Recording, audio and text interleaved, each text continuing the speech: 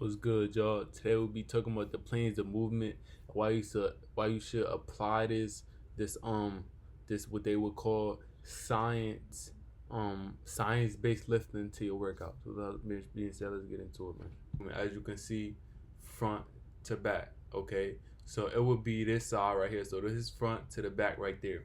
So the movements you should know is flexion. Flexion is when you're decreasing the joint angle, right? So flexion, right? You're decreasing the joint angle, and then we have extension, which you increasing the joint angle, right? So that's is I'm extension, aka extending, right? So that's what I think about when I think of extension. Then you have dorsiflexion, which is when your toes is towards your shin. Basically, if this was my toes, it's going up like this, right? You have plantar flexion, which your toes is downward like a calf raise. So when you calf raising, what you doing?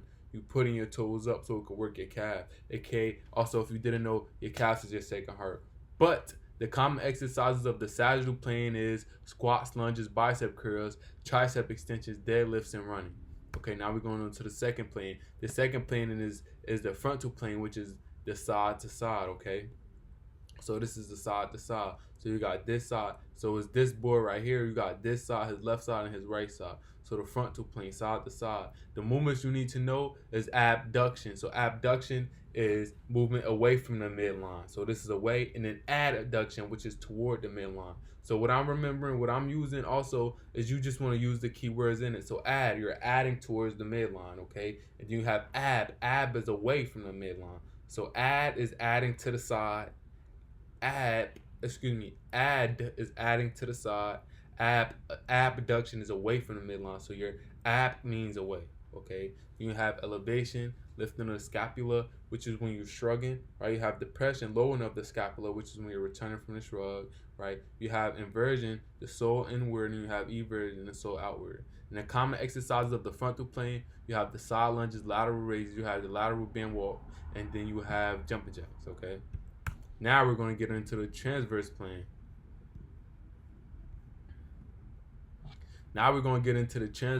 Right? So the transverse plane is rotational movements, okay? So the movements you need to know, rotation is an internal or external, the movements you need to know of the transverse plane is rotation. Rotation is the internal or external joint turn. So basically, if I have a cable and I'm turning like this, that's the transverse plane, right?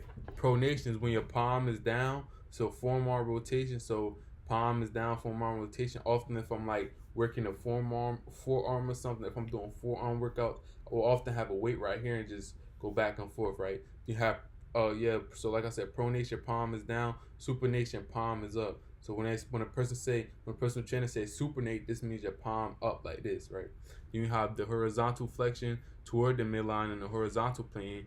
Chest fly inward. Then you have the horizontal extension away from the midline and horizontal plane. Reverse fly outward. So the common exercises of the rotational plane, you have Russian twist, medicine ball throws, cable flies, and chest flies, right? Now you're probably asking, okay, Nasir, why the fuck is this important? It's important because movements matter, right? So training in all planes improves functional fitness for daily life and sports, right? So most injuries happen when moving outside the sagittal plane. Training in all planes build resistance. So you want to train in all planes, bro. You don't want to just be strong in one plane because that limits your mobility, right? And so you could be mobile in different planes in different ways. It'll be better if you're mobile in different planes, bro. Keep moving, my nigga.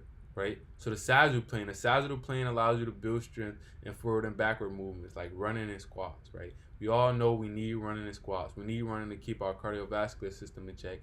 Then we have the frontal plane. The frontal plane allows lateral stability and agility, side steps, and cutting in sports. Also, the frontal plane, my fellas, for example, right? It allows your side delts to get strong, which will have you that cut up look, right? So everybody want to be cut up and shit. So you want to have like strong ass side delts. You want to get cut up. That will allow that cut up look in your arm, right? So that's the frontal plane training. Then you have transverse plane, which is like core strength and rotational power, like throwing, twisting, swinging, Russian twist, things of that nature. So balanced training prevents muscle imbalances and enhances athletic performance.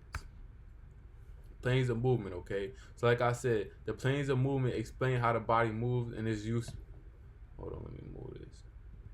And it is useful to see how the body, as having imaginary lines or planes going through it, these planes divide the body in three ways. Like I said, transverse, rotational, so it's a rotation. Frontal plane, you have the left and the right side. Then you have sagittal plane, which you have the front and the back. Okay, it is worth noting that in sports, most movements are multiplanar. So these mean they occur in all movements. Okay, it's just intuitive. Like these movements, a lot of the movements you have already occur in all movements.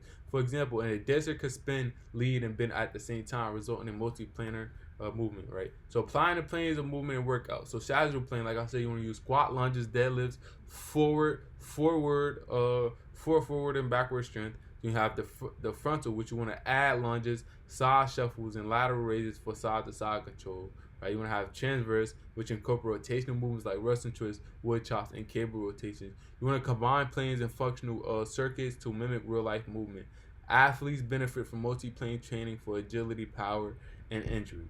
And injury prevention. Right? So, with that being said, that was the 3 planes of movement. Let me know what y'all think in the comments below. Let me know if y'all think there's anything I missed. Let me know if y'all could put me on any game. You feel what I'm saying? Because even though I am teaching y'all, I'm still learning. It's still a learning process for me. You know what I'm saying? So with that being said, make sure y'all always do your own due diligence. And that was the end of the shit. I'm out this bitch, man. Make sure y'all keep taking care of yourself, bro. Because movement is medicine. Remember that.